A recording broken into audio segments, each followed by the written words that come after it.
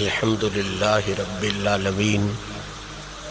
والعاقبة للمتقين والصلاة والسلام على من كان نبيا وآدم بين الماء والطين وعلى آله الطيبين الطاهرين وأصحابه وأزواجه وأولياء ملته أجمعين.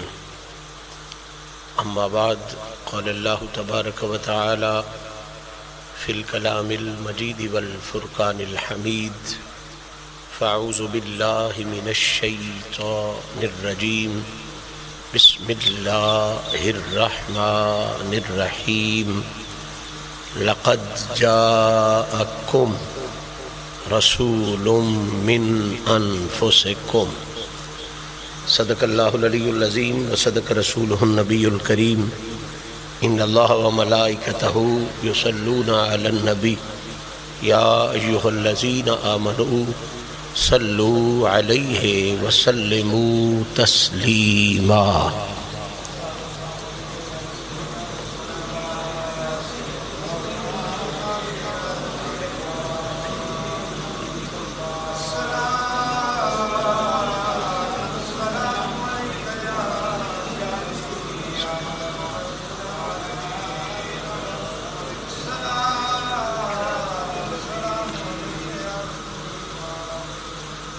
مالک حقیقی کی حمد و ثنا اور اس کے پیارے حبیب شافع روز جزا محبوب رب اولا جناب محمد مصطفیٰ صلی اللہ تعالی علیہ وآلہ وصحبہ وسلم کی بارگاہ بے کس پناہ میں ہدیہ درود و سلام عرض کرنے کے بعد، آج کی یہ پاکیزہ تقریب جو آستانِ عظمت نشان آستانہ عالیہ حسین آباد شریف پر جمادی الاول شریف کے پاکیزہ جمعے کے پاکیزہ حوالے سے انعقاد پذیر ہے. میری اور آپ سب احباب کی یقیناً یہ خوش بختی ہے کہ کریم رب نے ایک مرتبہ پھر ہم جیسے عاجزوں گناہگاروں کو اپنے ذکر کے لیے، اپنی تسبیح و تقدیس کے لیے اور اپنے محبوب کی ثنا و تعریف کے لیے، آقا پاک کے دین متین کی تعلیم و تبلیغ کے لیے اس پاک دن میں، پاک مقام میں، پاک وقت میں سجائی جانے والی اس محفل اصلاح و تبلیغ میں مل بیٹھنے کی توفیق نصیب فرمائی. دعا ہے رب العزت اپنے محبوب پاک کی عزتوں کا صدقہ ہم سب کی اس عاجزانہ حاضری کو شرف قبولیت عطا فرمائے. اور چونکہ ہم سارے انسان ہیں، بولنے میں غلطی ہو سکتی ہے، سننے میں غلطی ہو سکتی ہے، سمجھنے سمجھانے میں غلطی ہو سکتی ہے، اٹھنے بیٹھنے میں نقص اور عیب رہ سکتے ہیں. اس لیے آئیے پہلے اپنے مالک کے حضور یہ عرضی پیش کریں کہ اے ہمارے مہربان رب، تجھے تیرے محبوب پاک کی شان بے عیبی کا واسطہ ہم سب کے سبھی عیبوں کو دور فرما، ہماری محنت کو منظور فرما، اور حضور کی عزتوں کا صدقہ ہم سب کو اس جہان میں بھی اور اگلے جہان میں بھی عزتوں سے بھرپور فرما. معزز سامعین، پچھلے جمعہ کی پاک نشست میں حاضر ہونے والے احباب کے ذہنوں میں یہ حقیقت موجود ہے کہ ہم نے سلسلہ در سلسلہ جو سلسلہ گفتگو جاری کر رکھا ہے وہ بلا شبہ کلمہ شریف کے دوسرے حصے محمد الرسول اللہ کی شرح اور تفصیل کے حوالے سے ہے. اور ہماری بات اس بات پر چل رہی ہے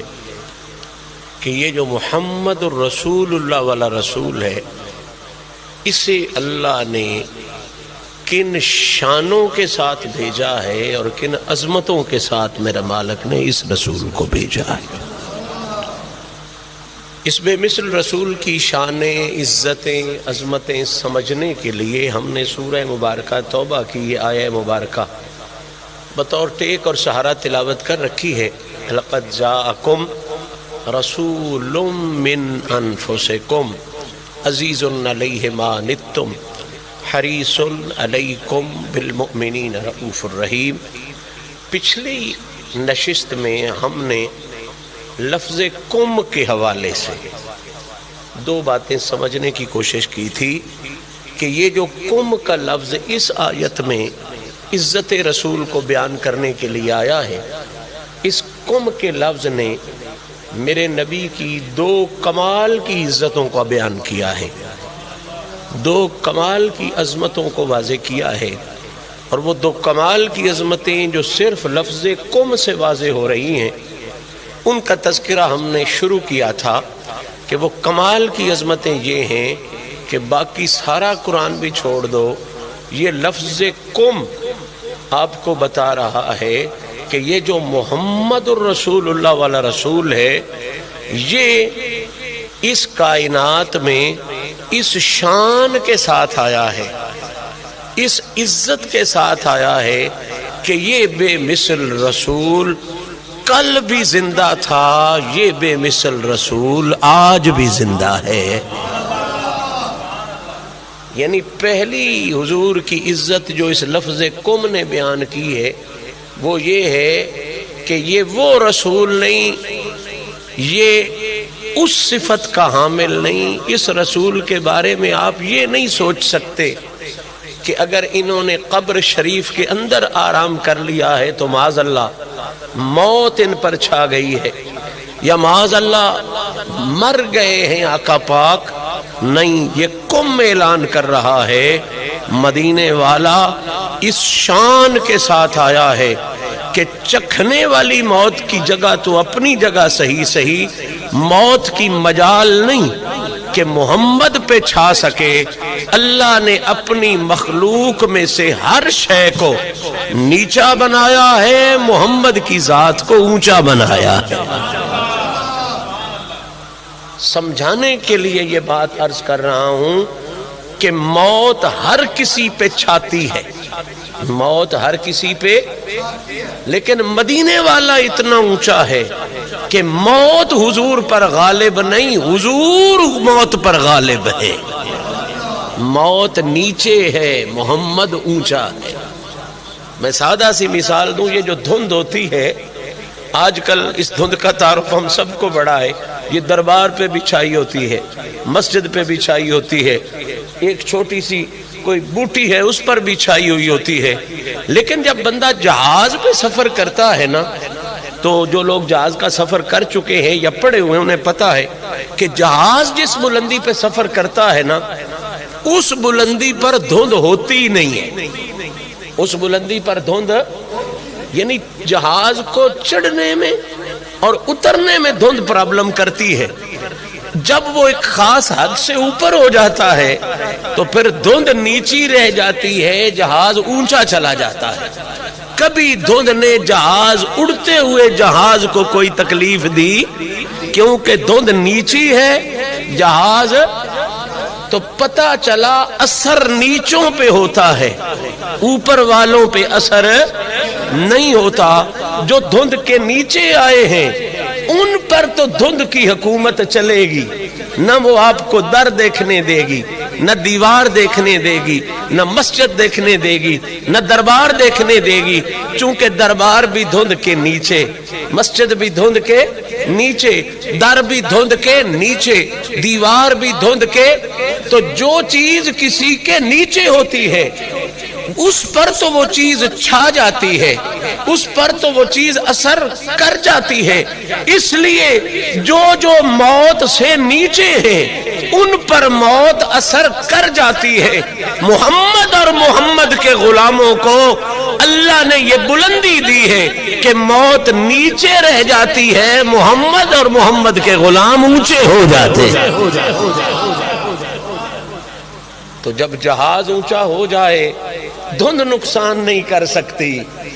نبی اور نبی کے غلام کا درجہ ایسا ہے کہ موت ان کا نقصان، تو اس لفظ کم نے یہ بتایا ہے کہ میرے نبی کا یہ سٹیٹس ہے، میرے نبی کا یہ مقام ہے، آقا پاک کی یہ عزت و بلندی ہے کہ نہ یہ موت صرف حضور سے نیچے ہے، بلکہ مزے کی بات یہ ہے کہ جو حضور کا ہو جاتا ہے اللہ اسے بھی موت سے اونچا فرما دیا کرتا ہے۔ اب حضور تو زندہ ہیں ہی کیونکہ موت سے بہت اونچے ہیں، جو حضور کا غلام بن گیا ہے وہ غلام چاہے علی کی صورت میں بن جائے یا ولی کی صورت میں بن جائے، پھر موت بیچاری اس پر بھی اپنا اثر کر سکتی۔ آقا کریم کی حیات بے مثال کو لفظ کم نے واضح کر دیا کہ یہ وہ نبی ہے جسے اللہ نے عزت و عظمتوں کا یہ تاج بھی عطا کر رکھا ہے کہ موت نیچی رکھی ہے، محمد کی ذات کو اونچا رکھا ہے۔ تو کم کا پہلا لنگر حضور کی عزت کے حوالے سے جو ہم نے پچھلی نشست میں شروع کرنے کا شرف حاصل کیا تھا وہ ہے نبی پاک کی زندگی، آقا پاک کی زندگی۔ ایک تو وہ زندگی ہے نا جو حضور نے قبر میں جانے سے پہلے گزاری، 63 سالہ زندگی۔ کم صرف اس زندگی کی بات نہیں کر رہا، کم کہتا ہے جب تک نبی مٹی سے اوپر تھے، حضور نے قبر کی چادر نہیں اوڑی تھی، حضور تب بھی زندہ تھے، اور جب قبر کی چادر اوڑ لی ہے مدینہ والا اب بھی زندہ ہے۔ تو پہلی خیرات حضور کی عزت کی جو اس لفظ کم سے ہمیں نصیب ہوئی ہے وہ ہے حضور کی بے مثل زندگی، حیات النبی، آقا پاک کی بے مثل زندگی، کہ جس زندگی کو یہ اعزاز حاصل ہے کہ جب تک یہ کائنات زندہ ہے تب تک محمد عربی کی ذات زندہ ہے۔ جب تک یہ کائنات زندہ ہے تب تک مدینے والے کی ذات زندہ ہے۔ اور دوسرا آقا کی عزت کا پہلو جو اسی قوم میں ہم نے پچھلی دفعہ اشارہ کیا تھا وہ پہلو یہ ہے کہ حضور صرف زندہ ہی نہیں بلکہ کمال زندگی کا یہ ہے کہ حضور اپنی بے مثل زندگی کے ساتھ ہر مومن کے، چاہے وہ عرشوں پہ بیٹھا ہے یا فرشوں پہ بیٹھا ہے، وہ عرب میں بیٹھا ہے یا عجم میں بیٹھا ہے، حضور اپنی بے مثل زندگی کے ساتھ صرف قبر انور میں ہی زندہ نہیں بلکہ اپنی بے مثل زندگی کے ساتھ مومن جہاں کہیں بھی بیٹھا ہے حضور اس کے قریب بھی ہے، اس کی باتوں کو سن بھی رہے ہیں، اللہ کی عطا سے اس کی مشکلوں کو حل بھی فرما رہے ہیں۔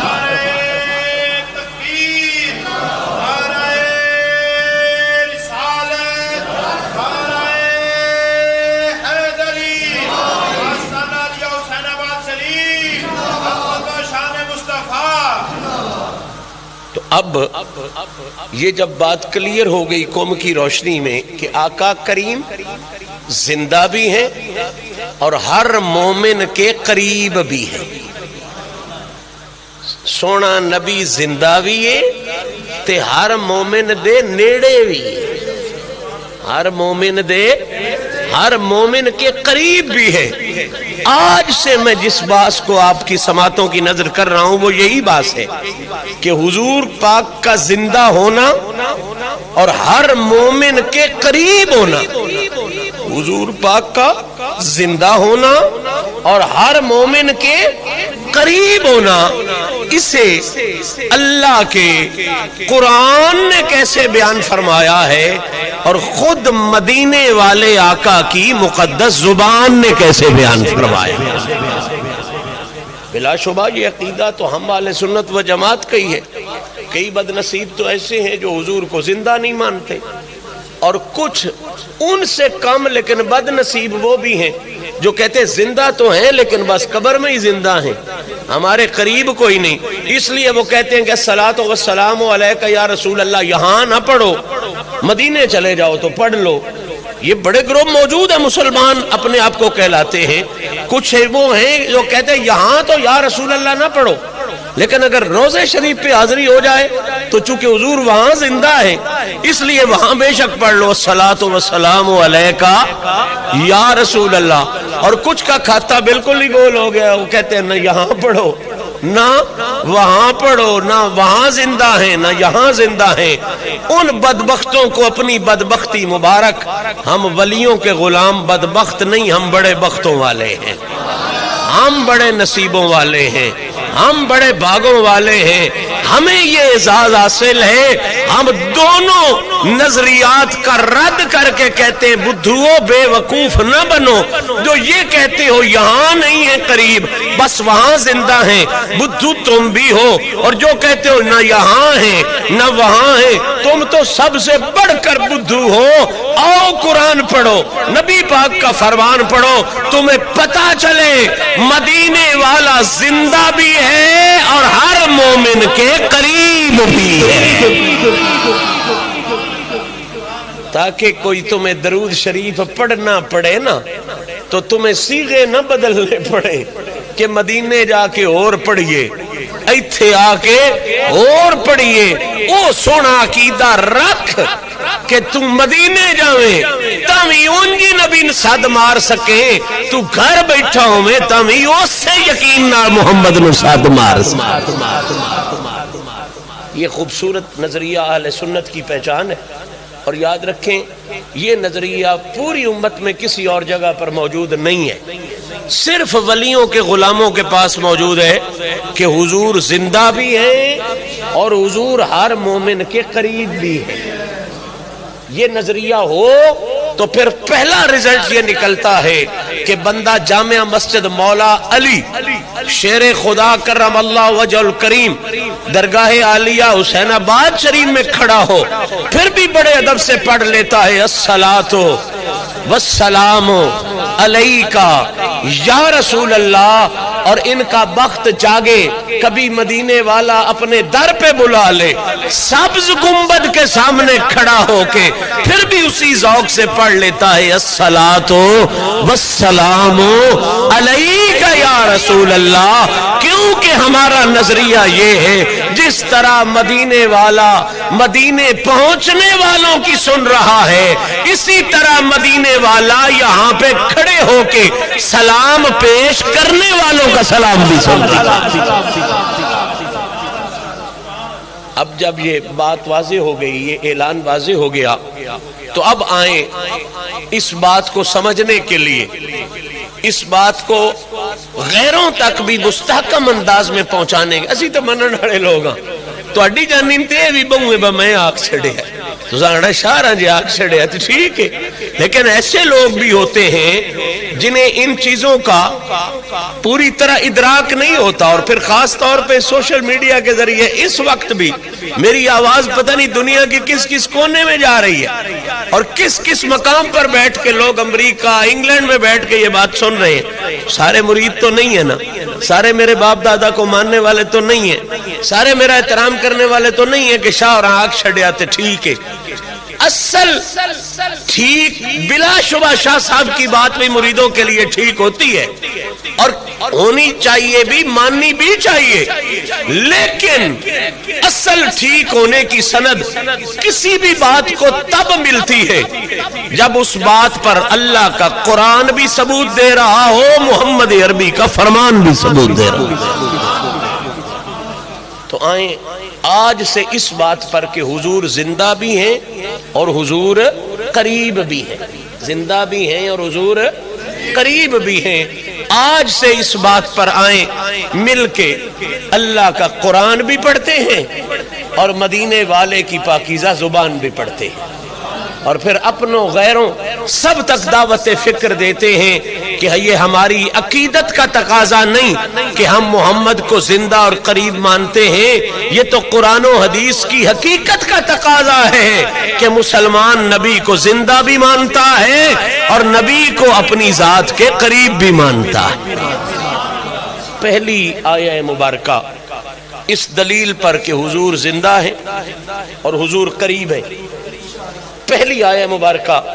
میں آپ کی سماعتوں کی نظر کرتا ہوں۔ یہ الفاظ 3-4 جگہ پر آئے ہیں، لیکن میں ایک آیہ مبارکہ سورہ مبارکہ فتح 26واں پارہ، کون سا پارہ؟ 26واں پارہ، اس کی ایک حصہ بلکہ تلاوت کرتا ہوں،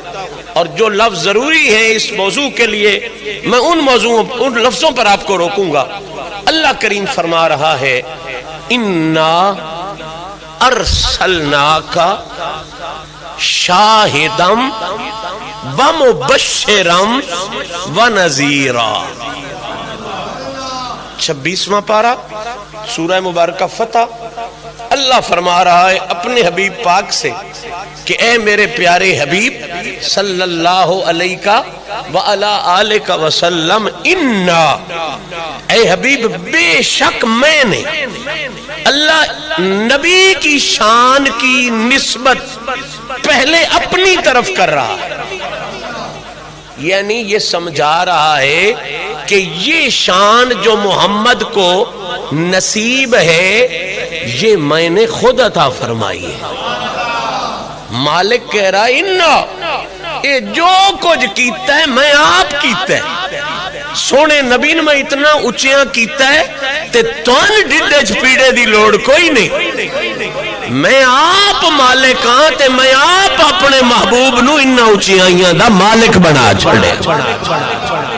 یعنی رب کی مرضی یہ ہے، رب دا منشا یہ ہے، رب کی مرضی یہ ہے کہ اگر کوئی بھونکنے والا میرے نبی کی شان پر بھونکنا چاہے تو محمد کی شان پہ بعد میں بکے، پہلے اسے خدا کی ذات کا اور خدا کی طاقت کا انکار کرنا پڑے۔ اللہ نے محمد کی عزت کے پاس آس پاس اپنی طاقت والا بند باندھ دیا، اپنی طاقت والا حصار باندھ دیا، تاکہ پتہ چل جائے محمد کی عزت، شان اور مقام کا انکار کرنا یہ محمد کی توہین نہیں ہے، محمد کو دینے والے کی توہین ہے۔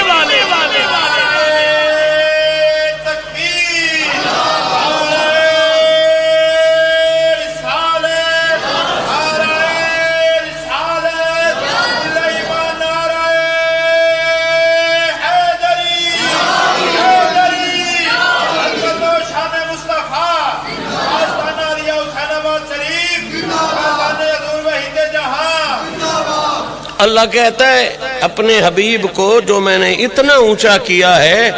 تمہیں سڑنے کی ضرورت نہیں، میں نے خود یہ اونچائیاں دی، میں نے حبیب کو خود یہ بلندیاں دی ہیں، تاکہ یہ بات کلیئر ہو جائے کہ حبیب کی شان کو گھٹانا یہ شیطان کی پارٹی کا کام ہے، محمد کی شان کو بڑھا کے بیان کرنا یہ رحمان کی پارٹی کا۔ اللہ کریم اپنی ذات کی طرف پہلے متوجہ کر رہا ہے، اِنَّا ارسلناک شاہدا، میں نے اسے جو شانیں دی ہیں نا، اوہ گھبراؤ نہیں، یہ کسی اور نے نہیں دی، یہ میں نے خود عطا فرمائی ہے۔ اگر ان شانوں کا ذکر کرنا خدا کی توحید کو خطرے میں ڈالتا ہوتا، اگر نبی کی ان عزتوں کو بیان کرنا اللہ کی توحید کا نقصان کرتا ہوتا تو اللہ انہیں قرآن میں نہ بیان کرتا۔ قرآن سے بڑا توحید کا سبق دینے والا اور قرآن سے بڑھ کر توحید پڑھانے والا اور محمد کی شانوں کو قرآن میں ذکر کیا، اور پھر اِنَّا آتَيْنَاكَ الْكَوْثَرَ اِنَّا أَرْسَلْنَاكَ کہہ کے ہر بندے کی توجہ کو اپنی طرف متوجہ کر کے یہ سمجھا دیا کہ رب نے نبی کی شان سے پہلے اِنَّا کر کے بتا دیا کہ لوگوں کو پتہ چل جائے، جب وہ محمد کی شان دیکھیں پہلے اللہ کا اعلان دیکھیں، انہیں یہ سمجھ آ جائے کہ خدا چاہتا ہی یہ ہے کہ میرا تعارف اس کائنات میں ہو تو محمد کی شان کے حوالے سے۔ شان مصطفیٰ کی ہو، تعارف رب ذوالجلال کا ہو رہا۔ دیکھنے میں یہ شان مصطفیٰ ہے، انا ارسلناک شاہدا، اے حبیب ہم نے آپ کو شاہد بنا کے بھیجا۔ دیکھنے میں یہ شان مصطفیٰ ہے، لیکن اندھا بھی نظر آ جائے گا اسے، پہلے انا آیا، دیکھنے میں شان مصطفیٰ ہے، حقیقت میں یہی عزت خدا ہے، حقیقت میں یہی توحید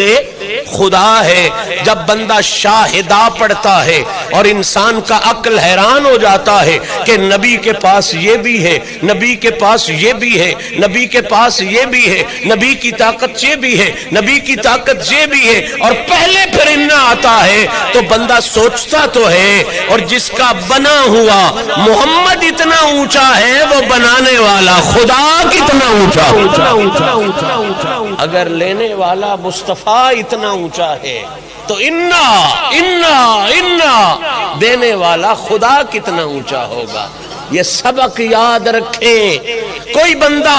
اس اسلوب سے بھلی نہ پڑے، اس نظریے سے غلط فہمی کا شکار نہ ہو کہ اگر نبی کی کثرت ہو تو یہ توحید کو خطرے میں نہیں ڈالتی۔ جوں شان مصطفیٰ کا اظہار ہوتا جاتا ہے، تو عزت خدا کا اظہار ہوتا جاتا ہے، تو عزت خدا کا اظہار ہوتا جاتا ہے۔ اور جو بالکل یہی ترتیب ہمارے عقیدے میں آ رہی ہے، عزت مصطفیٰ کا ذکر حقیقت میں توحید خدا کا ذکر ہے۔ اور اگر کوئی صحابہ کا ذکر کثرت سے کرے یا مولا علی اہل بیت کا ذکر کثرت سے کرے تو کبھی بھلی نہ پڑنا کہ یہ نام محمد کو چھوڑ گئے ہیں، نہیں، جس طرح عزت مصطفیٰ کا ذکر کریں شان خدا واضح ہو جاتی ہے، اس طرح عزت علی المرتضیٰ کا ذکر کریں تو عظمت محمد مصطفیٰ واضح ہو جاتی ہے، کیونکہ قرآن نے کہا ہے کہ محمد کی تربیت خدا نے کی۔ محمد کی تربیت کس نے کی؟ الم یجد کا یتیمن فآوا، اے حبیب آپ کے بابا تو پردہ کر گئے تھے، ہم نے خود آپ کی تربیت، فانبتھا نباتا حسنا، ہم نے آپ کو نبات حسن عطا فرمائی۔ تربیت مصطفیٰ خدا نے فرمائی ہے، اور بڑے مزے کی بات نہیں، جس کی خدا تربیت کرے اسے نبی کہتے ہیں، اور جس کی پہلے دن سے نبی تربیت کرے اسے علی کہتے ہیں۔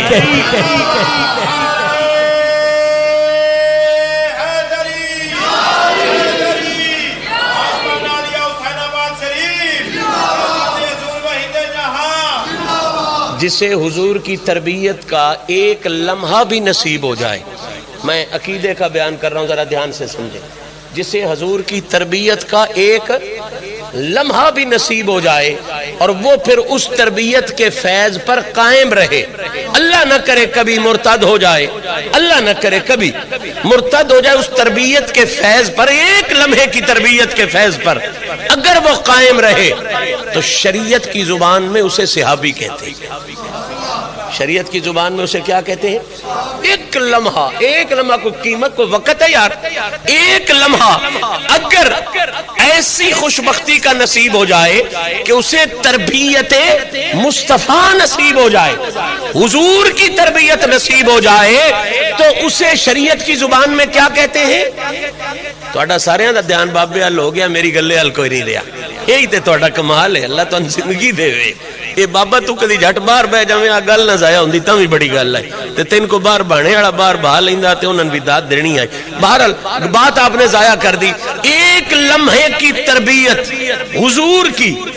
اگر کسی کو نصیب ہو جائے تو اسے شریعت کی زبان میں کیا کہتے ہیں؟ کیا کہتے ہیں؟ اور یاد رکھو، کائنات کا کوئی ولی، کوئی غوث، کوئی کتب، کوئی ابدال اس ایک لمحے کی تربیت والے کا مقابلہ نہیں کر سکتا، جسے تربیت مصطفیٰ، جسے کیا ملے؟ تربیت جنہوں ایک جھٹ رسول دی تربیت لبے، کائنات دا کوئی غوث، کوئی کتب، کوئی ابدال اس کا مقابلہ نہیں کر سکتا۔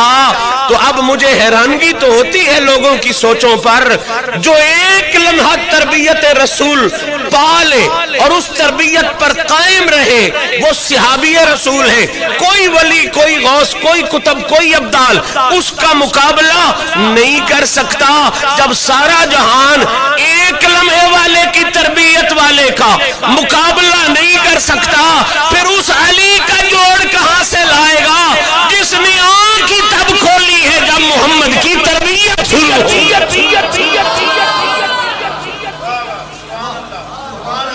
خدا کی تربیت پانے والا مصطفیٰ ہے، اور مصطفیٰ کی کامل تربیت پانے والا علی المرتضیٰ ہے۔ حضور کی ذات سے جسے کامل تربیت نصیب ہوئی، یار جس نے ماں سے بھی تربیت بعد میں لی ہے، پہلے مصطفیٰ سے لی۔ ماں سے بھی تربیت، اس بات میں علی کے حسنین بھی شریک کوئی نہیں۔ اس نے گل دی سمجھ نہیں لئی، اس گلے چ علی دا مقابلہ حسن تے حسین بھی نہیں کر سکتے، کیونکہ حسن بھی پیدا ہوئے ہیں تو پہلے اپنی اماں زہرا کو دیکھا ہے، حسین بھی پیدا ہوئے ہیں تو آقا پاک کو بعد میں دیکھا ہے، پہلے اپنی اماں بی بی زہرا کو دیکھا ہے۔ اس کائنات میں اکیلا علی ایسا ہے جس نے ماں کو بھی بعد میں دیکھا ہے، پہلے محمد مصطفیٰ۔ آنکھ کھولی ہی نہیں، جتنے لمحے ماں کعبے میں آرام فرما رہی، آنکھ کھولی نہیں، آنکھیں بند رکھی میرے آقا نے، میرے مولا علی نے آنکھیں بند رکھی۔ شاید اسی وجہ سے میرے نبی نے حسنین کی عزت بیان کرتے ہوئے فرمایا تھا، لوگوں یہ 6 سال کے تھے، 5 اور 8 سال کی روایت بھی ملتی ہیں، 5 اور 6 سال کی بھی روایت، بہرحال بچے تھے، ظاہری طور پر عمر مبارکہ چھوٹی تھی، یہ چھوٹے ہوتے ہوئے اتنے بڑے تھے۔ آئے ہائے، یہ چھوٹے ہوتے ہوئے اتنے بڑے تھے کہ رسول نے فرمایا الحسن والحسین سیدہ شباب اہل الجنہ۔ یہ 4 سال کا، یہ 6 سال کا، دیکھنے میں اتنا چھوٹا ہو کے اتنا بڑا ہے کہ جس جنت میں سارے بڑے ہوں گے۔ کیا نبی جنت میں نہیں جائیں گے؟ کیا رسول معاذ اللہ جنت میں نہیں جائیں گے؟ کیا صحابہ جنت میں نہیں جائیں گے؟ کیا باقی اہل بیت جنت میں نہیں جائیں گے؟ یقیناً جائیں گے، سارے جنتی ہیں حضور کی نسبت والے اور انبیاء کی نسبت والے، لیکن حضور فرما رہے ہیں یہ 4 سال کا، یہ 6 سال کا، دیکھنے میں اتنے چھوٹے ہو کے یہ اتنے بڑے ہیں کہ جنت جس میں سارے بڑے ہوں گے، یہ 4 اور 6 سال والے چھوٹے ہی اللہ نے اس جنت کے سردار بنا دیا۔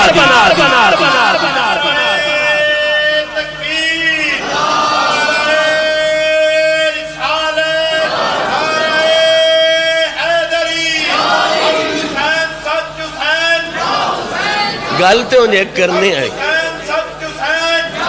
باویں لطیف ہے پر گلے دی سمجھ دے نال آ جاندی ہے۔ بھائی سناندے ہوندے آن با کوئی جٹ گیا شار تے نما اس کار بھجدی ویکھی، کار نکی نہیں ہوندی تے او کار لو ویکھی جاوے حیران ہو کے، کسی نے پوچھا با تے لگ گئی ہے تو کیوں حیران ہویا کھڑا ہے؟ وہ سا کیا با ترکھیاں تے لاریاں بھی بڑیاں آن جنہ تے چڑھ کے لاہور تے شرگودے ویندے آسے، پر میں ایک شے بھجدی ویندی ویکھیے ہے جے نکیرڑی ہے اجے بس نالو جے ڈھیر نکیرڑی ہے جس ویلے اے مراتبے چڑی بکار کے کٹوک چھڑے میں اے نکی ہو کے جے ایڈی ترکھی ہے جس وے پورے ٹلے چ گئی پتہ نہیں موڑ کی کرے سی ہے گلے دی گل پر سمجھنے واسطے کافی ہے جڑا 4 سالاں دا ساری جنت دا سردار ہے، جڑا 4 تے 6 سالاں دے ساری جنت دے اپنے پرائے کسے مسلک والے نے حدیث تے اعتراض کوئی نہیں، جڑے 4 تے 6 سالاں دے ہو کے ساری جنت دے سردار نو اجے نمازاں کوئی نہیں نہ پڑھی، اجے زندگی دے جڑے باقی معاملات نے ہوتا ہے کوئی نہیں نہ فرمائے، اجے رب دی راہ دیاں محنتاں کوئی نہیں نہ کیتیاں، کوششاں تے جدو جہداں اجے کوئی نہیں نہ کیتیاں، جیڑے ویل کیتے ہو ویڑ کیتے ہو ساری جنت دے سردار نے جیسے انہیں اکبر تے اصغر دیاں لاشاں او دے نا تے قربان کیتی ہو سن اللہ جانے مڑ کیڑی شہیدی سرداری سرکار نے فرمایا یہ حسنین جنت دے کینے الحسن والحسین سیدہ شباب اہل الجنہ حسن تے حسین جنت دے اگلا فکرہ سمجھ اسی یہ تینو تربیت آئی گال ذہن چوئی یہ جڑے سردار نو نا